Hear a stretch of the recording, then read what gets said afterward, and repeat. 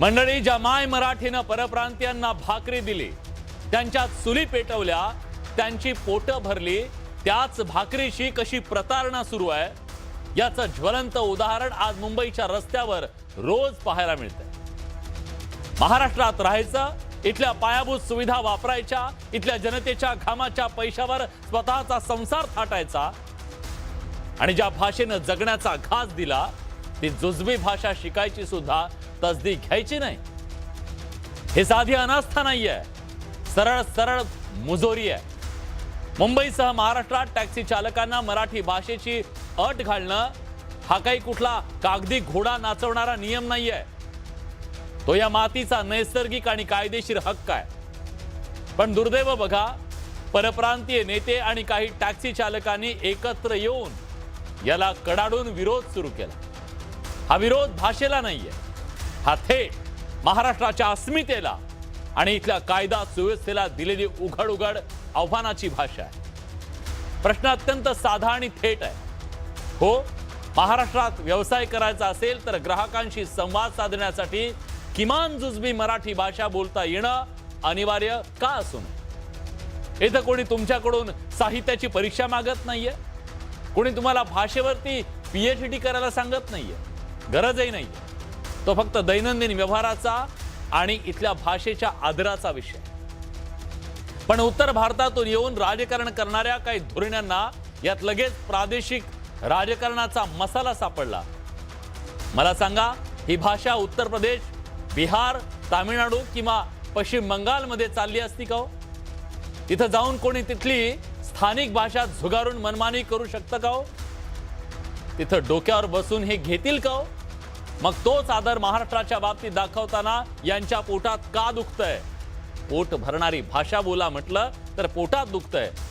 लक्षात ठेवा, या विरोधाच्या मुळाशी भाषेचा द्वेष नाही, वाढत्या मुजोरीची नशा आहे। माय मराठीचं पाणी पिऊन इथल्या पावन मातीला आव्हान देणाऱ्या या प्रवृत्तीमुळे आज तमाम मराठी भाषकांच्या मनात संताप आहे आणि हा संताप अगदी रास्त आहे। वेळ आहे मवाळ भूमिका घेण्याची नाही। ज्याला महाराष्ट्रात राहायचं त्याला या मातीत पोट भरायचंय। तिथल्या प्रवाशांची भाषा, जुजबी भाषा, संवादाची भाषा त्यांना आली पाहिजे, या मराठीचा आदर केला पाहिजे। ही गोष्ट आज कायद्यानं सांगणं गरजेचं आहे। म्हणूनच आज चर्चेचा हा मुद्दा बघा मुंबईच्या रस्त्यावर घडतंय का।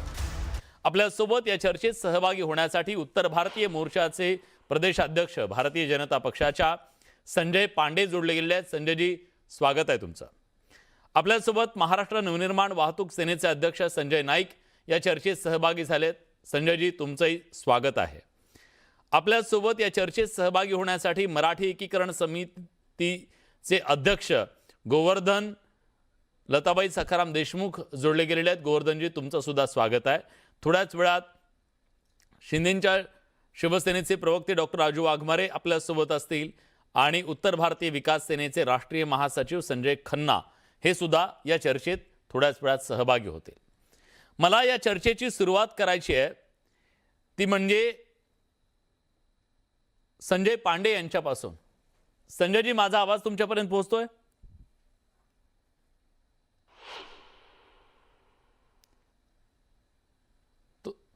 म्यूट आहे तुमचा आवाज, थोडा म्यूट काढा तुमचं। प्रश्न माझा थेट आहे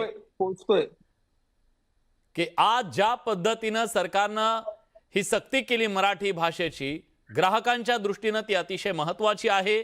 जुजबी भाषा बोलता येणं ही सेवा देत असताना गरजेचा आहे, तो त्याचा हक्क आहे। पण त्याला आम्ही ठेंगा दाखवतो, नाही करणार, ही भाषा मगरुरी आहे का? असं आहे की भाषा हा संवादचा माध्यम होऊ शकतो, संघर्षाचा माध्यम नाही। जनता पक्षाचा हा धोरण एकदम फिक्स आहे आणि महाराष्ट्रात राहण्याचा, महाराष्ट्रात काम करण्याचा, महाराष्ट्रात उद्योगधंदा करण्यासाठी आपल्याला मराठी भाषा येणं हे तितकंच गरजेचं आहे, त्यात काही दुमत होऊ शकत नाही। आणि माननीय मुख्यमंत्री देवेंद्र फडणवीस जी यांनी सांगितलंय की आपण ह्या रिक्षा ऑटो चालकांना कालावधी देऊ आणि त्यांना काय आम्ही म्हणजे मराठीचं पांडित्य घ्यायचं असं नाहीये। जे व्यावहारिक भाषा आहे ती शिकायची आहे आणि ते शिकावंच लागणार आहे. आणि आपल्या माहितीसाठी सांगतो की जेवढे ऍप्लिकेशन आलेत त्याच्यापेक्षा 80 to 85% लोकांनी ते एक्झाम्स दिलेत आणि ते उत्तीर्ण झालेत. सरकारने, स्वयंसेवी संस्थांनी, भारतीय जनता पक्षाने मराठी शिकवण्यासाठी क्लासेस लावलेत. जे 10, 15, 20% उरलेत हम्म. त्यांचंही आपण त्यांना कोचिंग देऊ आणि पण त्यांनाही ते सर्टिफिकेशन करू. संजयजी, आम्ही बोलणार नाही, आम्हाला सक्ती चालणार नाही, ही भाषा बोलणाऱ्यांना कुठला क्लास लावायचा? असं आहे की हे कोण आहेत? पहिला तर विलासजी आपण ते माहिती घ्या की हे कोण आहेत जे भाषा आणि प्रांताचं राजकारण करत आहेत. का ह्या लोकांना त्यांनी प्लांट केलं आहे का? महाराष्ट्रात राहायचं आहे, मराठी येणं गरजेचं आहे.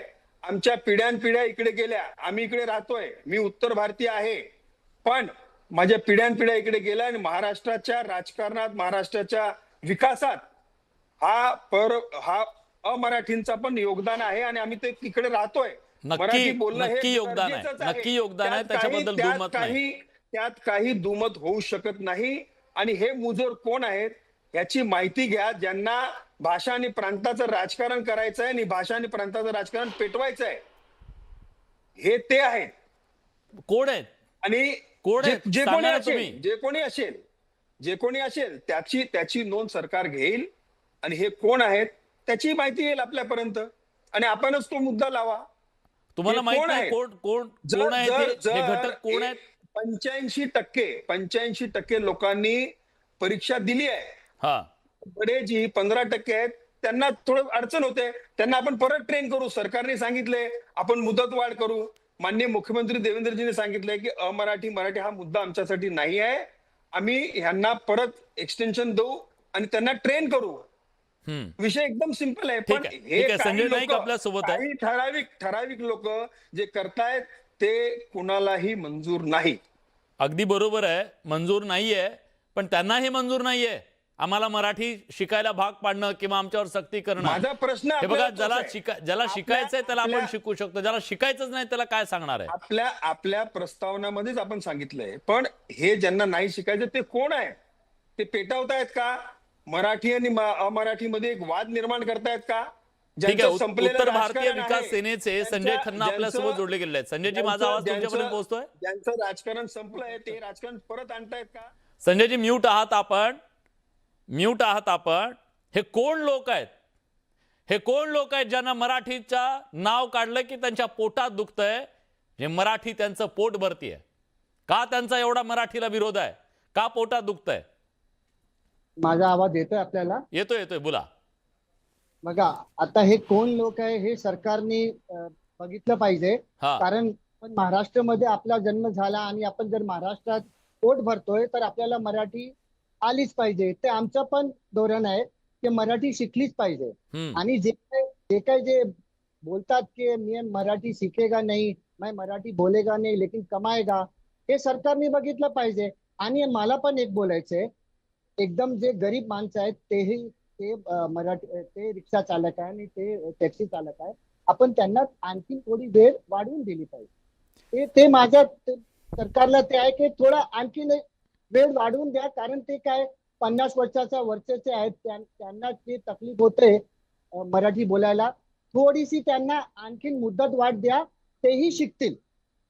असं नाही की नाही शिकायचं. आणि ज्यांना जे आहे की मी बिलकुल नाही शिकेगा, मग सरकारची कारवाई जे काही असेल सरकारने करावी. पण रस्त्यावर उतरून ट्रॅफिक जाम करणं, रास्ता रोको करणं, ही मगरुरी कुठून येते? नाही बघा, ते आपण कोणाला आंदोलन करायचे ते बरोबर आहे, पण रस्ता रोको आणि ग्राहकांना परेशान करावं हे चुकीचं आहे. हे आमचं पण तसं धोरण आहे. हे चुकीचं आहे की कोणाला कोणी रिक्षावाला जातोय त्याला आपण मारहाण करतोय. ते तुमचेच भावकी आहेत ना, तुमचेच भाऊच आहेत, कशाला मारता आपण आपल्याला त्यांना? त्यांच्याकडे पॅसेंजर बसले आहेत, त्यांना जाऊ द्या. ते बरोबर नाही. पण आपण सरकारने मुदत वाढ करून द्यावी, हे आमची ही विनंती असेल सरकारला. संजयजी, तुमची भूमिका अगदी योग्य आहे, त्याच्याबद्दल काही दुमत असण्याचं कारण नाही. अहो, वर्षानुवर्ष जे लोक राहिले त्यांना शिकायचं असेल तर त्यांनी शिकले. ते काय 2-3 महिने? प्रश्न हा आदर देण्याचा आहे, सन्मान देण्याचा आहे. ज्यांना द्यायचाच नाही सन्मान त्यांच्याबद्दलची ही गोष्ट आहे. ज्यांनी दिला, योगदान दिलं या मराठी भाषेसाठी, इथल्या महाराष्ट्रासाठी, मराठी मातेसाठी, आणि तुम्ही सगळ्यांनी मराठी भाषा शिकली ना, त्याच्याबद्दलचा आक्षेप असण्याचं कारण काय कुणाला? मराठी माणूस हा स्वीकारतो ना सगळ्यांना, आणि स्वीकारलेला आहे आतापर्यंत. पण जो मगरुरी करेल त्याच्याबद्दलचा हा आक्षेप आहे. मी येतो संजयजी, येतो संजयजी तुमच्याकडे. पण संजय नाईक आपल्या सोबत आहेत. संजयजी, आज ही जी भाषा दिसतीये, विरोधाची एक प्रकारची भाषा आपल्याला ऐकायला मिळतीये, ती कुठून आली?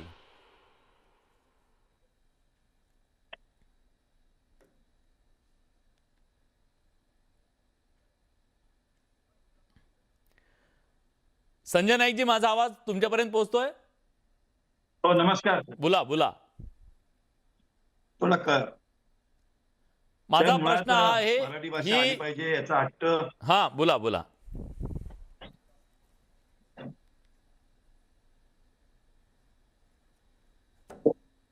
तर मला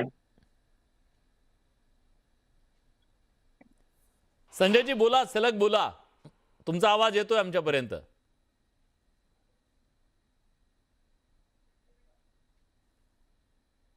काही तांत्रिक कारणामुळे संजय नाईक यांच्यापर्यंत आवाज पोहोचत नाही बहुतेक. पण मी देशमुखांकडे जातोय. गोवर्धनजी, आज अशा प्रकारे फार अपेक्षा नाही, एक जुजबी मराठी भाषा बोला अशी मागणी आहे, एक नियम आहे. पण त्या नियमाला सुद्धा विरोध करणं, तो झुगारून लावण्याची भाषा करणं, हे काय आहे आणि हे कुठून येत आहे? नाही, माज आहे माज. म्हणजे मुळात जर तुम्ही पाहिलं तर हा माज कशामुळे आलाय, इथे सर्व मतांचे गणित यांनी बांधलेले आहेत.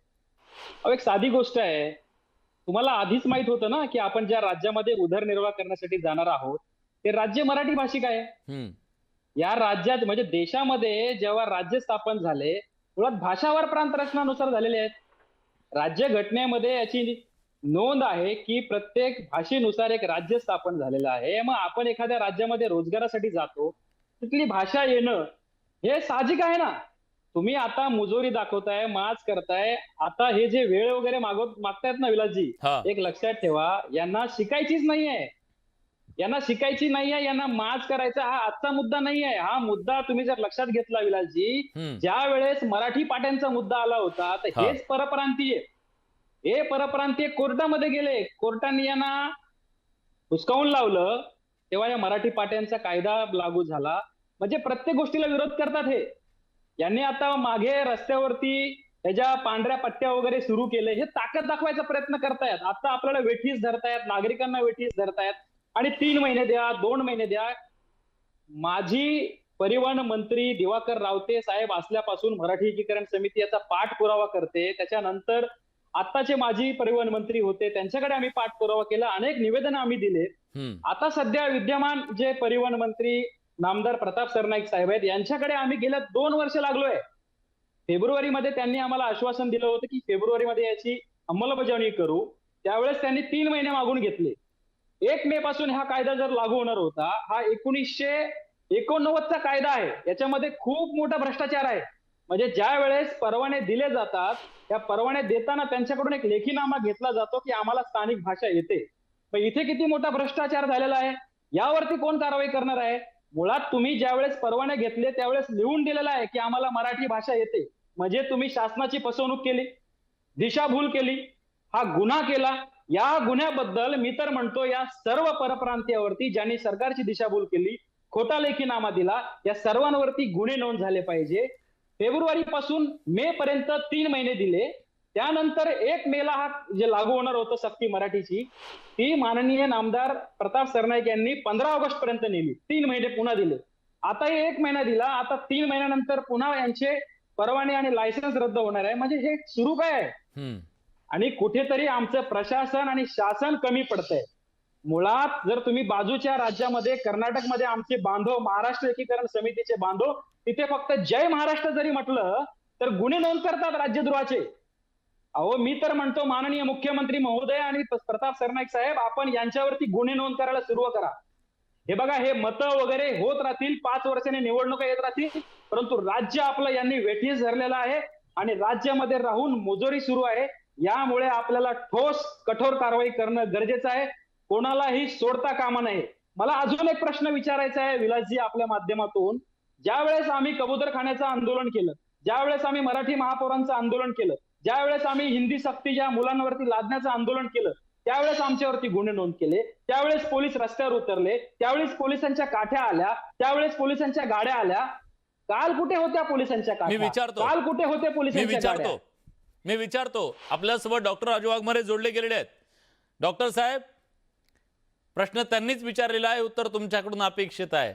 हे लाड त्यांचेच का आणि काठ्या मराठी माणसाच्या वाट्याला का, हा त्यांचा सवाल आहे.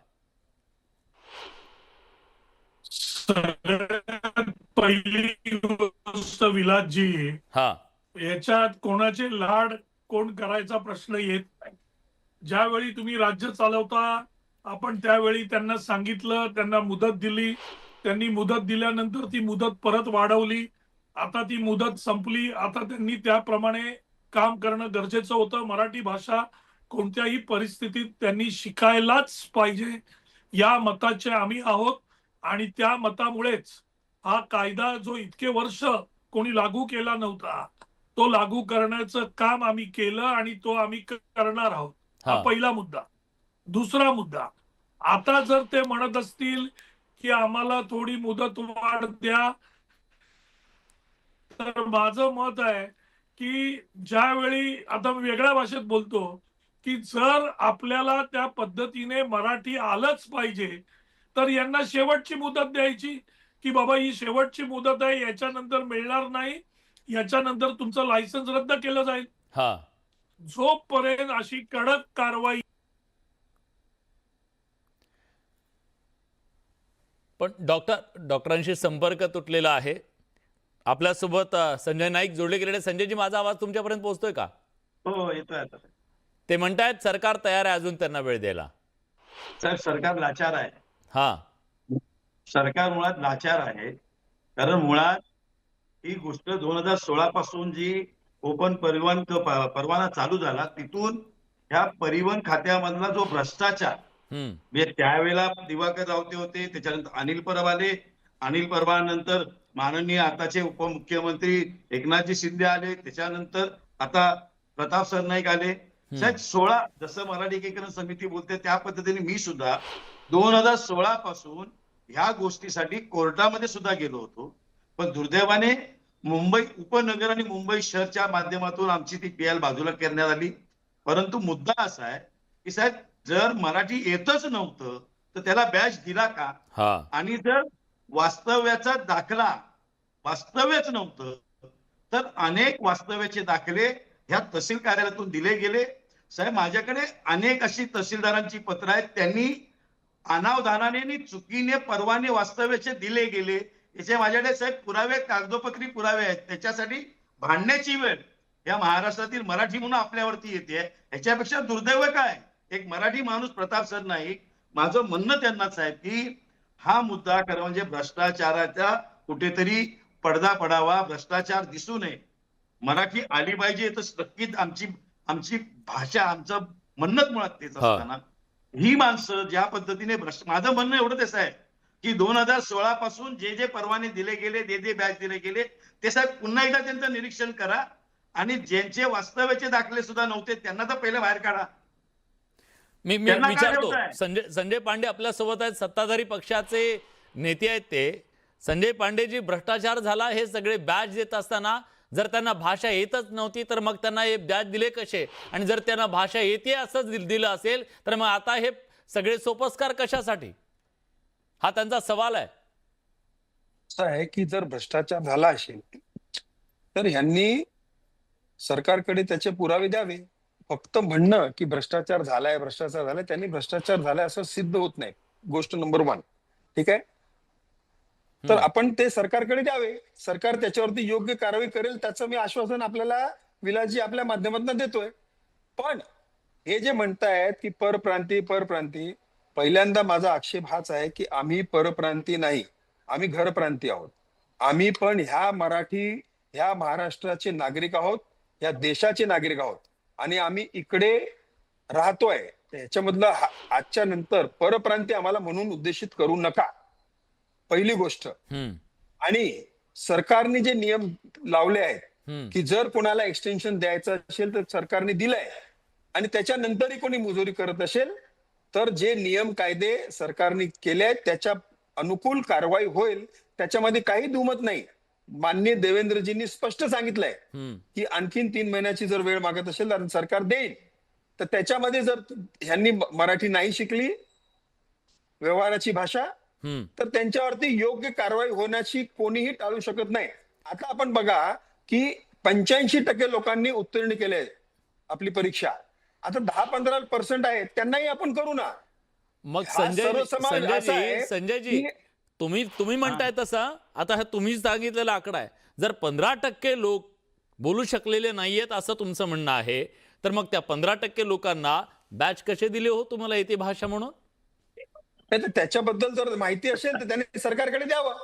हा साहेब दिली. तुम्ही स्वतः सांगितलं नसता.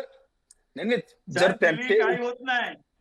100 काय झालं, 185 सगळे दिले, काही कारवाई होत नाही. पर द्या ना, काही कारवाई होत नाही. कारवाई 100% होणार. पण आताचा मुद्दा असा आहे की आपण जाऊ परिवहन मंत्र्यांकडे, नक्कीच सगळे दाखले देतो. हा बघा समोर दाखले जाऊ. तहसीलदारांनी दिलेल्या अनावधानाने चुकीने दाखले दिले गेले. हे देवाभाऊंचं गव्हर्नमेंट आहे, याच्यामध्ये भ्रष्टाचाराला काहीही कोणीही पाठीशी घालणार नाही. पण आपलं संपुष्टात आलेलं राजकारण परप्रांती हे से म्हणून आपलं जिवंत करायचं असेल तर ते काय होणार नाही. छान, चांगली गोष्ट आहे. डॉक्टर राजू वाघमारे जोडले गेले आहेत आपल्यासोबत. डॉक्टर, माझा आवाज तुमच्यापर्यंत पोहोचतोय का? मध्ये तुटला होता तुम्ही. पोहोचतोय. बोला. गंभीर आक्षेप तुमच्यावरती हा आहे. मराठी माणसाने जेव्हा आंदोलन केलं तेव्हा लाठ्या काठ्या, आणि काल रस्त्यावर उतरून ज्यांनी मुजोरी केली, ज्यांनी या इथल्या प्रवाशांना वेठीला धरण्याचं काम केलं, त्यांची समजूत काढणार. हा भेदभाव का, हा त्यांचा सवाल आहे. सगळ्यात पहिली गोष्ट, हा काही भेदभाव कोणी केलेला नाहीये. जे कोण अशा प्रकारे करत होते त्यांना सुरुवातीच्या काळात ज्यावेळी आंदोलन होतं त्यावेळी त्यांना समजवण्याचाच प्रयत्न होतो. ज्यावेळी आंदोलनाचं स्वरूप हे भडक होतं त्यावेळीच पोलीस लाट्या काट्या चालवतात. आता राहिला प्रश्न, आम्हाला कोणाचा भेदभाव करायचा नाही किंवा कोणाची समजूत किंवा कोणाच्या दाढीला हात लावायचा नाही.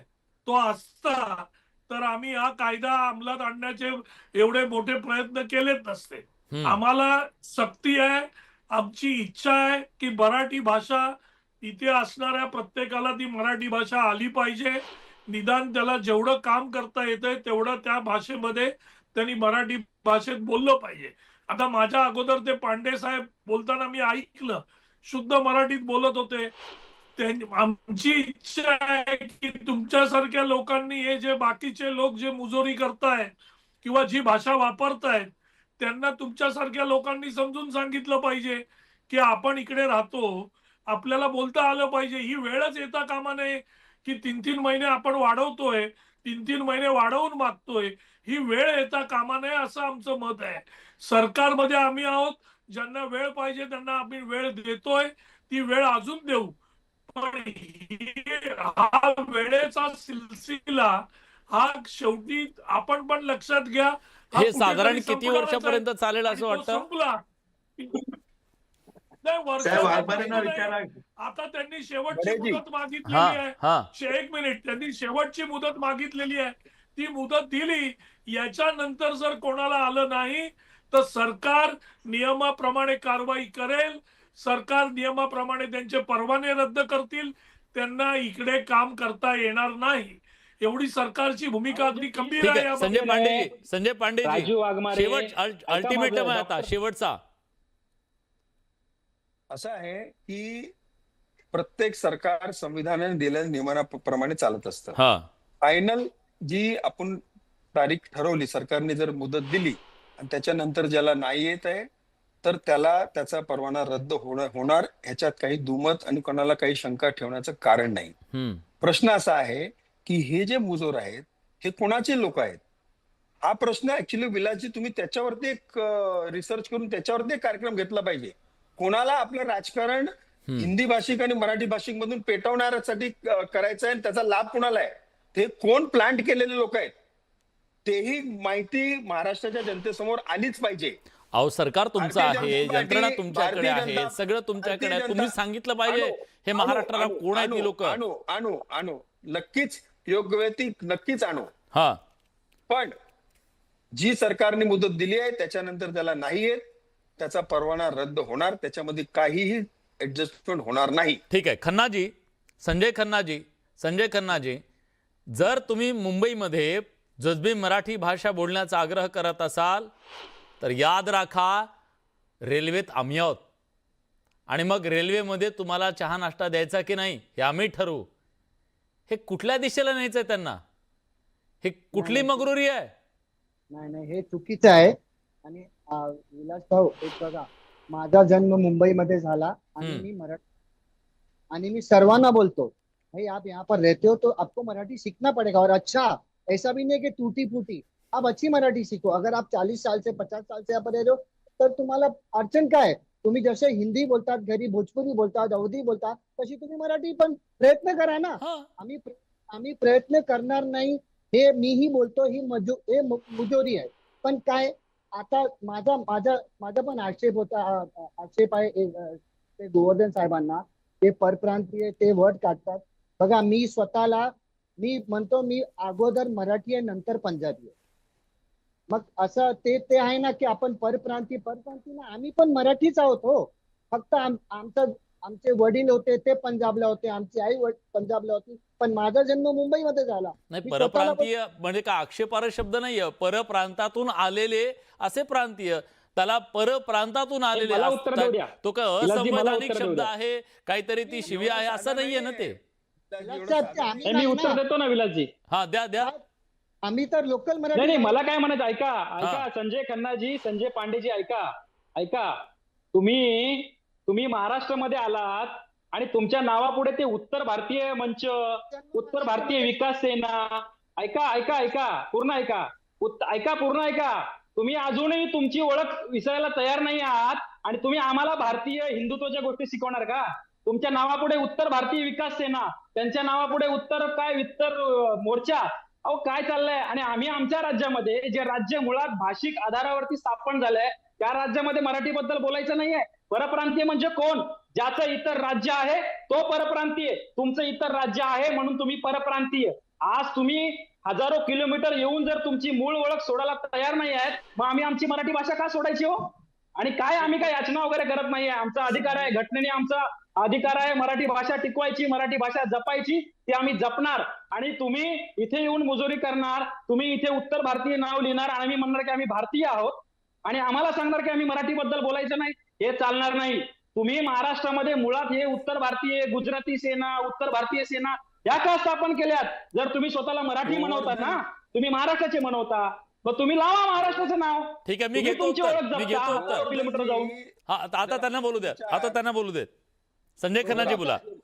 गोवर्धन साहेब ऐका, मी महाराष्ट्रीयन आहे, मी महाराष्ट्रीयन पंजाबी आहे. आपण मला परप्रांतीय नको बोलू, कशाला बोलायचं? मग तुम्ही आम्हाला बोलता की तुम्ही इतर राज्यामधून आला तो. तुम्ही किती मराठी बोला, तुम्ही इतर राज्यातून नाही, ते म्हणतात तुम्ही उत्तर भारतीय, तुमची ओळख जी आहे, आयडेंटिटी आहे, ती सोडायला तयार नाहीयेत. तुम्ही ती आयडेंटिटी सोडायला तयार नाहीयेत म्हणून तुम्ही परप्रांतीय असं ते म्हणतायत. तुम्हाला परप्रांतात असण्याची जी आयडेंटिटी तुम्ही सोडत नाहीयेत, मग तुम्हाला परप्रांतीय म्हटलं तर राग का, हा त्यांचा सवाल आहे. नाही, राग नाही येत विलासजी. माझा सरनेम आडनाव खन्ना आहे, मग ते झालं ना, काय प्रॉब्लेम आहे त्याला? हा, माझा जन्म मुंबईमध्ये झाला. मी स्वतःला मराठी पंजाबी बोलतो. अगोदर मी बोलतो मी महाराष्ट्रीयन आहे, नंतर मी बोलतो भाई बाद में मैं पंजाबी हूँ. मग त्यात मजुरी कुठे आहेत माझी? मी मुजोरी करतो काय? मी तर बोलतो सर्वांना मराठी आलीच पाहिजे. आणि अशी पण नाही की भाई थोडा बरोबर मराठी आली पाहिजे. 40-50 वर्ष तुम्हाला मराठी तोच ज्याच्या घरामध्ये मातृभाषा मराठी आहे हो. हे सगळं आता तुम्ही हे सगळं टाळाटाळ करू नका. ऐका आमचं, ज्याची घरामध्ये मराठी भाषा आहे, ज्याचं कुठलंही राज्य नाही, तो मराठी असतो. आता हा जो मुद्दा आहे अंगाशी आलाय, आम्ही आजच महानगरपालिकेला हे सगळे निवेदन देऊन आलेलो आहोत आणि याच्यावरती कठोर कारवाई झाली पाहिजे, अन्यथा मराठी माणूस देखील रस्त्यावर उतरेल. आता कोणतीही मुदतवाढ सरकारने देऊ नये असा इशारा आम्ही सरकारला देतोय, अन्यथा मराठी माणसाचा आता उद्रेक तुम्हाला रस्त्यावर पाहावा लागेल. आजच पोलीस आयुक्त आणि महानगरपालिका आयुक्त यांना आम्ही निवेदन दिलेले आहेत. जर माननीय परिवहन मंत्री आणि सरकारने जर माघार घेतली आणि 3 महिने 4 महिने अजून वाढून दिले, कारण आम्ही मे महिन्यापासून वाट पाहतोय. 1 मेला जेव्हा हुतात्मा चौकात आम्ही वंदन केलं, आमच्या हुतात्म्याला 107 लोकांनी छाताडावर गोळ्या खाऊन हे मराठी राज्य झालेलं आहे, हे लक्षात घ्या. कधीतरी मला असं म्हणायचंय की उत्तर भारतीय वगैरे समोर नाव लावणारे लोक आहेत, यांनी आमचा संयुक्त महाराष्ट्राचा लढा कधीतरी वाचावा आणि मग मराठीचा विरोध करावा, मराठीचा द्वेष करावा. मी आज माननीय पोलीस आयुक्तांना विनंती केलेली आहे की जेवढ्यांनी काल आंदोलन केल्यात सर्वांवरती गुन्हे नोंद झाले पाहिजे. ठीक आहे. मी राजू वाघमारेंना विचारतो, डॉक्टर तुम्ही एखादा कायदा करता, एखादा नियमाची अंमलबजावणी करायला सुरुवात करता, तेव्हा कोणीतरी तुम्हाला खुलेआम चॅलेंज करतं रस्त्यावरती उभं राहून. मग अशा वेळी तुम्ही कायद्याचा बडगा दाखवणार की नाहीये, सांगणार की नाहीये हे सरकार कायद्यानं चालतं, इथं मगरुरी चालणार नाही, मुजोरी चालणार नाही. विलासजी, हे आम्ही सांगतोय म्हणून तर हा 1989चा कायदा आम्ही सुरू केला. आता लावले ना आम्ही त्याला, त्याच्यावर बंदी आणली, आम्ही त्यांना शिकवायला भाग पाडलं, त्यांना सांगितलं, त्याची अंमलबजावणीला सुरुवात केली. आमचं राज्य आहे, मराठी आलंच पाहिजे हे आम्ही सांगतोय. पण ज्यावेळी तुम्ही सरकार चालवता, घटनेने दिलेलं राज्य चालवता, त्यावेळी ज्यावेळी समोरचे जर बोलत असतील की आम्हाला थोडी मुदत द्या, अजून आम्हाला थोडी मुदत द्या, आम्हाला थोडा शिकायला मुदत द्या. हे बघा, मुदत द्या म्हणणाऱ्यांबद्दल काहीच म्हणणं नाहीये ना. मुदत दिली पाहिजे, आपलं त्याच्याबद्दल दुमत नाही. डॉक्टर तुम्ही विषयांतर करू नका. डॉक्टर, माझं म्हणणं आहे, रस्त्यावर उतरून जे आव्हान देत आहेत त्यांचं काय, त्यांच्याबद्दल बोला. जे तुम्हाला चॅलेंज करतायत त्यांच्याबद्दल बोला. एक लक्षात द्या, जे चॅलेंज करतील त्यांना अंगावर आल्यावर शिंगावर घ्यायची आमची मी हे तयारी म्हणत आहे. होतो.